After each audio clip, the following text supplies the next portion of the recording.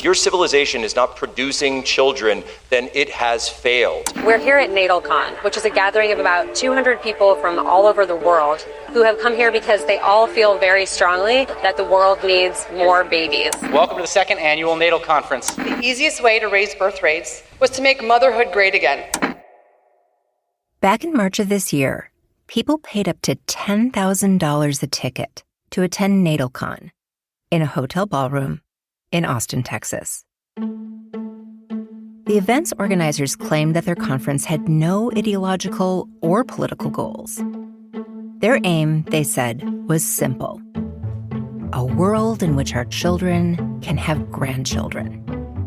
The invitation featured a black and white photo of Jacqueline Kennedy happily swinging her toddler daughter Caroline on the beach.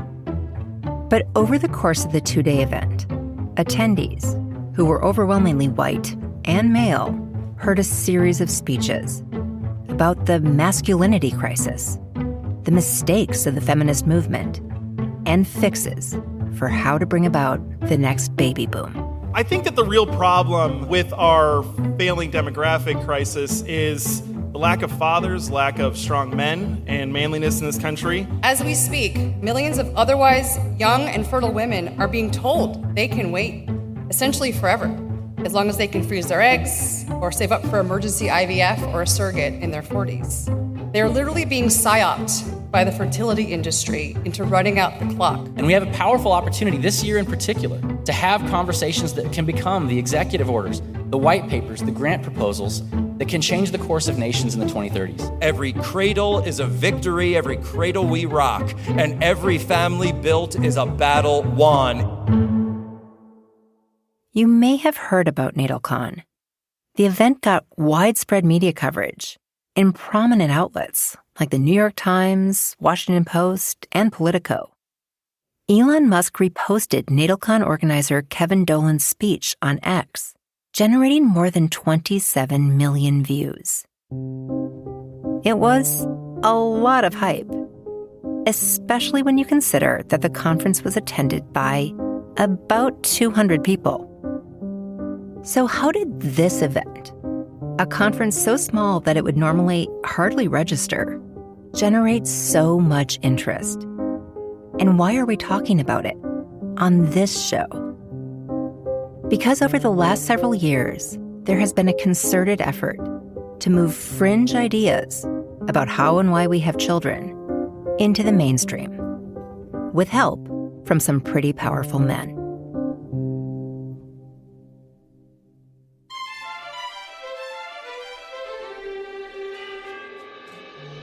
I'm Julie Kohler, and this is White Picket Fence. So recently, the right seems a little baby crazy. I'll be known as the fertilization president. I want more babies in the United States of America. Have children immediately. And we will support baby bonuses for a new baby boom. How does that sound? That sounds pretty. I want a baby boom. In speeches, podcasts, and TV interviews, right-wing pundits and politicians are pushing a strong message. Americans need to start having more babies. Specifically, American women need to start having more babies. In fact, there's been so much chatter about this desired baby boom that it's become a movement of sorts, with a name: pronatalism. One that, on its surface, is just trying to address a legitimate demographic fact. Americans are having fewer kids. Demographers track something called the fertility rate to determine whether a nation's population is growing or shrinking. Generally, for a country's population to remain stable, the fertility rate needs to be 2.1, meaning the average woman would have approximately 2 children. That 2.1 figure is called the replacement rate. But right now, the vast majority of countries around the world are experiencing a decline in birth rates. The American fertility rate is about 1.6. That's a pretty dramatic shift from, say, the early 1960s, the height of the baby boom, when the rate was somewhere between 2.1 and 2.5. And the question is, how big of a problem is this? That's Kira Butler, a reporter at Mother Jones. Some of the worries are that we will have an aging population and that we won't have enough young people to be taking care of the old people, both financially and physically, just doing that work of caretaking. This is a real problem that demographers really are worried about. In the U.S., for example, programs like Social Security depend on younger people paying into the system so that older people who aren't working anymore can receive their monthly checks. Fewer young people means less money to go around. But there are sort of a range of responses to this problem, right? We could, for example, change the way we fund Social Security, make high earners, or even all taxpayers, pay more in payroll taxes, which is where the money for Social Security comes from. Or we could increase our population by allowing more immigration. But these are not ideas that pronatalists are promoting. Instead, they are turning to this idea that one way to fix this is by boosting the birth rate, by getting people to have as many babies as possible. Pronatalism has been popping up a lot these days, but its roots go way back. There have always been kind of religious communities who have believed in having as many babies as possible. Many of us may associate pronatalism with fundamentalist Christianity, like the Duggars, the infamous family from the reality TV show 19 Kids and Counting.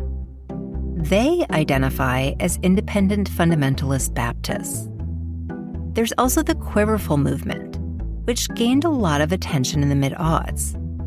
Families that adhere to Quiverful beliefs eschew birth control and see large families as proof of their obedience to God. The term may also evoke images of Mormon vloggers documenting their large broods on YouTube. But pronatalism is actually deeply steeped in a number of different religious traditions: Islam, Judaism, many forms of Christianity. What unites this strand of pronatalists, what Kira calls the trads, is a belief that God is calling them to have as many kids as possible. And these folks are not new to the pronatalist movement. These folks have been doing pronatalism for a long time. Religious traditionalists' embrace of pronatalism may not be new. But what is new is that increasing numbers of trads have recently come more into the mainstream in the USA and in other developed nations. A number of trad leaders from right-wing institutions like the Claremont Institute have begun forming social organizations, fraternal orders, or even residential enclaves designed to promote a Christian way of life.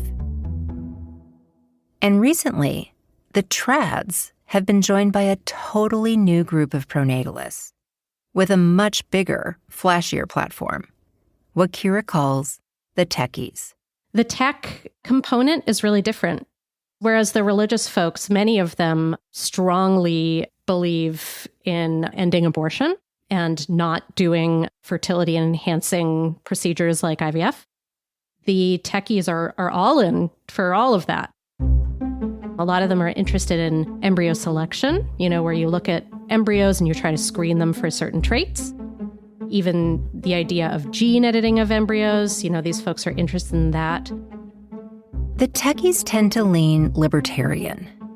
And they tend to think of government as a business. And for that reason, the more people you have, kind of the more customers you have, like the better your bottom line.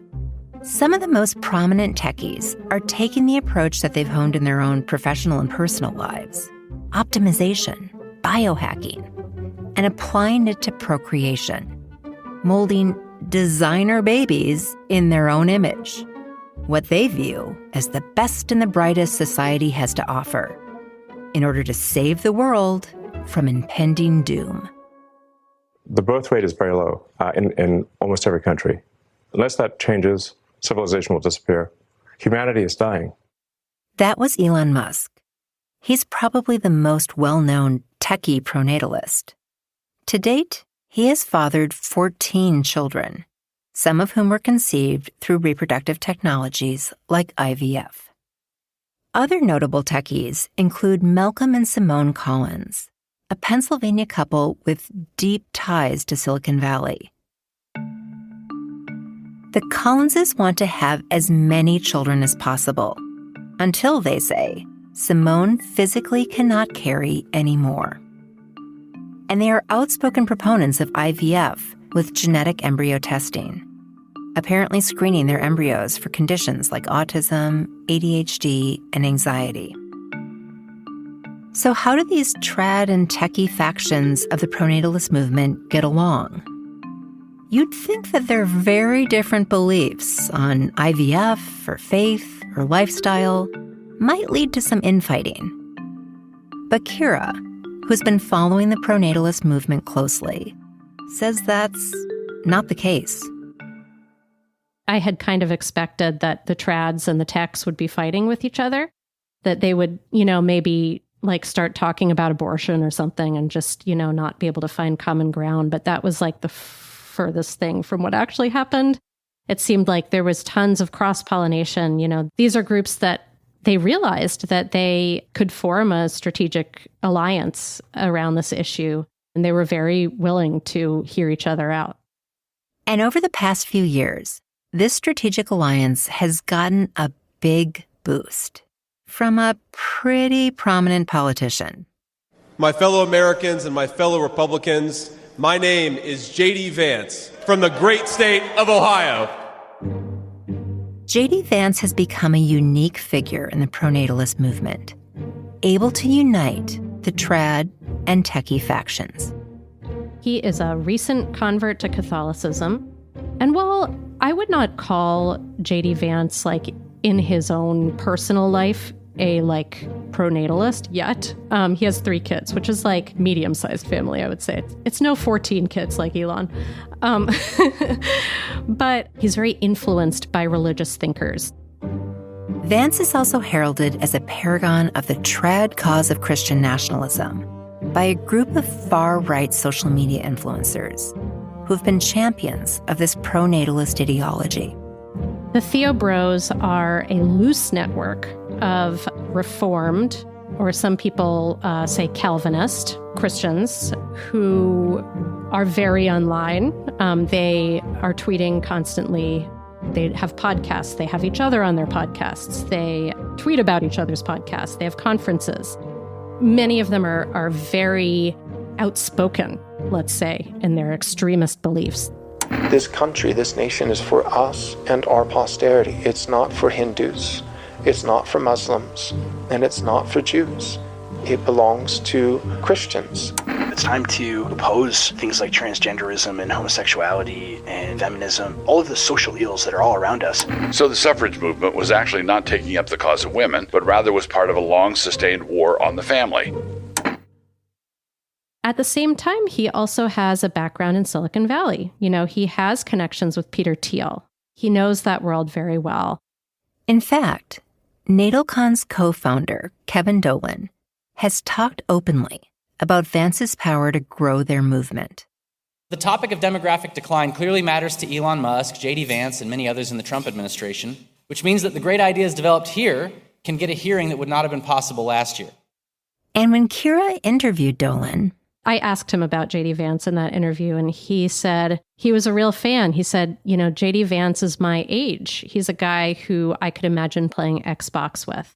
And I think that's another really key point, is that the pronatalists, the leaders in the pronatalist movement tend to be millennials. So now we have a picture of who is in this pronatalist movement. Religious traditionalists and tech bros. Mostly men, mostly millennial, mostly chronically online. But pronatalism is more than just saying having kids is cool, or even good for our society. What pronatalism is a political movement designed to give more benefits, more privilege to those who conform to a specific family form. J.D. Vance has also talked about how much he likes the idea of a voting system where parents would kind of vote on behalf of their children, thereby giving parents with more children more say in democracy. More say in democracy, yeah. The proposed benefits don't stop there. For example, Transportation Secretary Sean Duffy, who himself has 9 children, has instructed his department to prioritize transportation projects in communities with marriage and birth rates higher than the national average. But just as pronatalists have made it clear who is deserving of more privilege, they have made it equally clear who is not. We're effectively run in this country via the Democrats, via our corporate oligarchs, by a bunch of childless cat ladies who are miserable at their own lives and the choices that they've made, and so they want to make the rest of the country miserable too. His diatribe that is now famous about the childless cat ladies, you know, this is very much something that I have heard from a lot of pronatalists. Some of the ones who would fall into the far right camp kind of take it even a step further, and they say, you know, feminism is really responsible for the declining birth rates. They say feminism has created these childless cat ladies. The goal for many pronatalists is not merely to encourage large families. It is to reverse hard-earned feminist gains, reestablish rigid gender norms. For example, Kevin Dolan. He told me in my interview with him that he believed that ours is a culture that's really hyper-feminized, and that, you know, one of the reasons that men are not wanting to have big families is that they're emasculated. And he feels like men's role in society is to live dangerous lives and protect and defend their families. In other words, pronatalists have taken a demographic fact, America's birth rate is falling, and used it as a rationale for some pretty radical social engineering designed to move us backwards toward a fictional Leave It to Beaver ideal. And now that they're in power, they're considering some interesting tactics to achieve this vision. One of the ideas that the Trump administration is reportedly considering is a motherhood medal. A way of recognizing women who have an exceptional number of children, which, for the Trump administration, is 6. And while this may sound relatively harmless, it has some disturbing origins. I think it actually originated in France, but it kind of rose to prominence or popularity in Nazi Germany. Hitler conferred what was called the Cross of Honor of the German Mother to women who bore more than 8 children. Russian dictator Joseph Stalin did the same, honoring mothers of 9 with the Order of Maternal Glory. And part of Benito Mussolini's Battle for Births campaign involved awarding women who hit the state's target family size of 5 or more children with the fascist Italian Mother's Medal. Not surprisingly, these medals were designed to advance these dictators' nationalist visions, racist visions. Hitler's regime didn't hand out medals to every mother, just Aryan women, those who fit the Nazi ideal.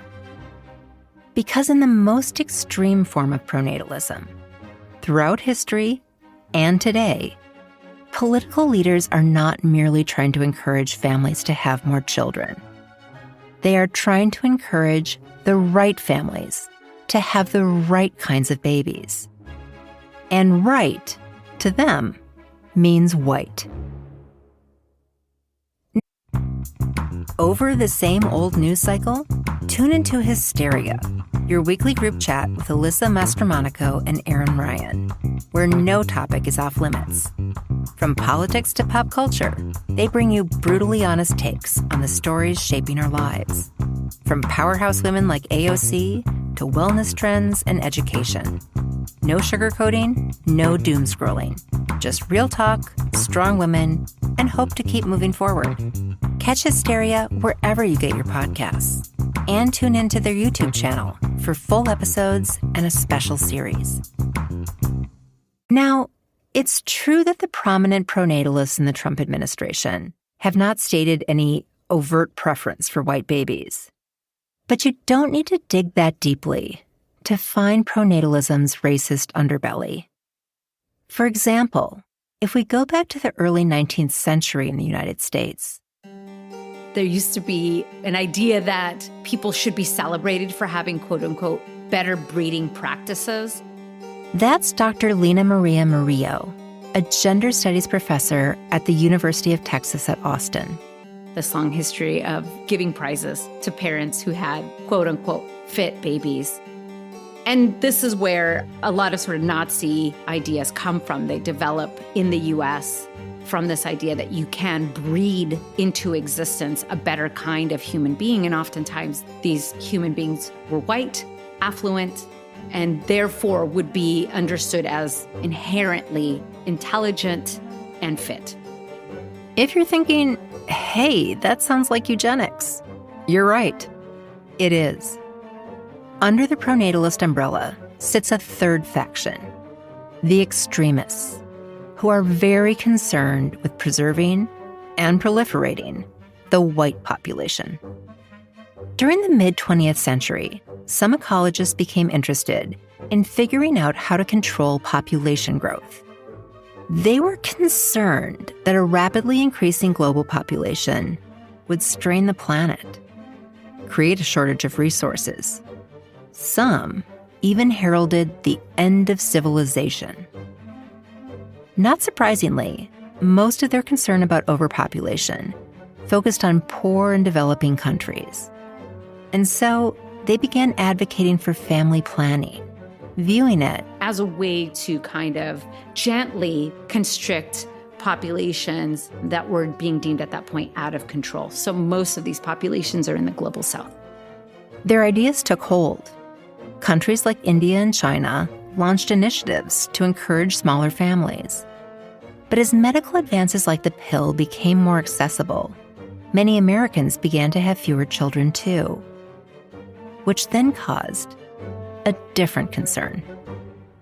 At the end of the 1970s, you see other people rise and begin to say, actually, if we look at the numbers, this sort of population panic that we've constructed is drawing attention from the wrong people.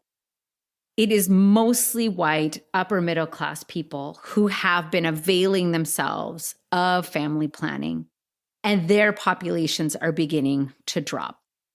Suddenly, the problem shifted from overpopulation to underpopulation, what some called the birth dearth. Its proponents argued, we want people in Europe, we want people in the United States, affluent people, to have more children. They are the ones that have helped construct the civilization that we now have. These are the people who are most intellectually fit to continue to enhance our society. By this point in the 1970s, eugenics had largely fallen out of fashion, rightly debunked as racist pseudoscience. But the ideology still lurked in the shadows. Some academics, like ecologist Garrett Hardin, began to push the idea that affluent white populations needed to be prioritized and protected. And he lamented his inability to be able to forcefully engage in open discourse around the significance and importance of eugenics and why we need to bring back racial science and why academics, especially in the sciences, should be studying what he believes to be sort of innate racial characteristics that make certain people more intelligent than others. Hardin's main concern was actually immigration. Specifically, that white populations would be overrun by the kinds of non-white migrants that he viewed as biologically inferior. In fact, Garrett Hardin is a foundational thinker in right-wing visions for immigration controls. And he's actually on the Southern Poverty Law Center, on their website now as an avowed white nationalist. It's important to note that Garrett Hardin died in 2003. This is fairly recent history. There continue to be academics who think like this. These are not ideas that ever left the academy. They went underground because many of these people knew that they would be accused, rightfully so, I would say, of racism and engaging in racial science that is completely discredited. And so when we hear these kinds of ideas creeping up back in our culture, in our society, it is because they've been laying dormant, but not forgotten, not obliterated for the last 30 or 40 years. Which brings us back to our current moment. I went to the Republican National Convention last July, and I watched J.D. Vance's speech.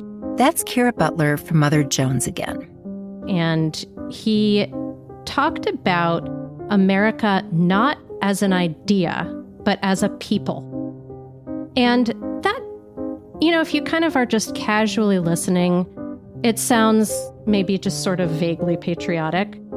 But I was also watching at the same time the reactions of the Theo Bros. And when they heard that, they were just jubilant.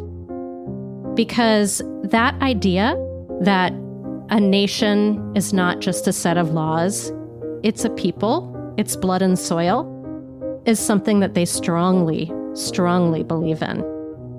And, these are folks who, not all of them, I don't want to make any generalizations, but they believe that there is a heritage American, and that's a white Anglo-Saxon Protestant. So when speakers at this year's NATOCon, like alt-right commentator and Pizzagate conspiracy theorist Jack Posobiec, say things like this on stage. This is a war, and natalism is our sword and shield, and we will not abandon the front lines. It's pretty clear who the we that he's referring to really is. They are really speaking to a small group of very affluent, very wealthy people who happen to be white. And they know this. Pronatalists try to appear like good faith actors, appeal to our common sense. Hey, we're just worried about population decline. We just want to help American families. But understanding who is driving this movement, the trads who want to divinely repopulate, the techies who want to repopulate with the best kinds of babies, and the extremists who say the quiet part out loud, helps reveal what this is all really about. Because look, if we were really serious about making it easier to have and raise children, there are lots of things we could do. Invest in childcare, paid family leave, guaranteed income. The kinds of policies that we spent a whole season of this podcast exploring. Or we could look at what recent research tells us, that countries with higher fertility rates are those in which men assume more household labor and childcare. We could find ways to support men's engagement and lessen the load on women. But that's not what's happening. Instead, the fertilization president and his allies have doubled down on a very different kind of policy agenda. Look at the contents of Trump's so-called Big Beautiful Bill. Yes, the bill included a modest baby bonus, a $1,000 government contribution to savings accounts for infants born over the next 3 years. But at the same time, it slashed roughly $1 trillion in funding for critical health care, child care, and food assistance programs that millions of families rely on to make ends meet. Meaning that they are essentially actually going to make the largest majority of people in this country poorer, more unhealthy, and to do that via completely denying them any access to a social safety net, right? Getting rid of Medicaid, getting rid of SNAP, and creating an underclass of people in our country that already exists, but actually pressing them down even further. The idea is that it is pronatalism for the very rich and actually, death and or extreme violence for the very poor. We are still in the early stages of this modern-day pronatalist movement. Every day, its leaders are cooking up new ways to advance their vision. For example, a recently leaked memo from the Heritage Foundation, the conservative think tank behind Project 2025, calls for a Manhattan Project to restore the nuclear family. But in order to bring more people on board with their vision, pronatalists also have to shift culture, which includes marketing their idealized family vision to new and younger audiences. Here's Kira again. You know, some of the speakers at NatalCon were talking about the need to make having a bunch of kids a status symbol. And I do wonder if like trad wife content and maybe going forward more like pronatalist content on social media is going to achieve that. I do think it's entirely possible that we're going to see a world where it's really cool, kind of elite marker to have a large family. In order to take control of the conversation around gender, family, and what it means to be American, you need to be the loudest voice. Your ideas have to dominate the spaces where people spend time. And if you take a look at the kind of content that's topping podcast charts and drawing millions of eyeballs on YouTube, you realize that the right has a huge head start.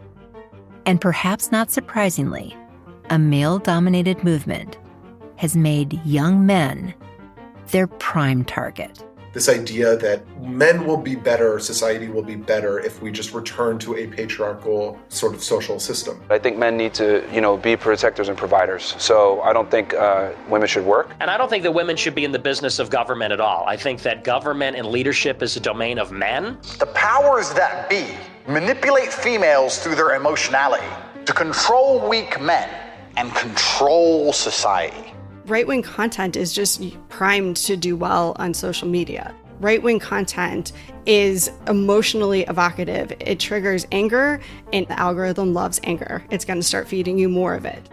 Next episode, we're diving into the manosphere, examining how the right used a crisis in masculinity to pull more young men into their movement.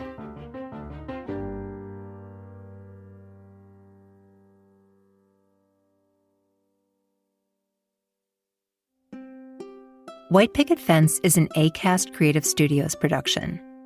Our producers are Abby Delk, Sarah Schleid, Lucy Jones, and Joya Putnoy. Our editor is Maddie Foley. Additional editorial support by Vanessa Handy. Executive producers are Jenny Kaplan and myself, Julie Kohler. Original music by Sean Patel. Show art by Aria Goodman. Special thanks to Clean Cuts for audio production assistance, and to the Robert Wood Johnson Foundation for their generous support for this season.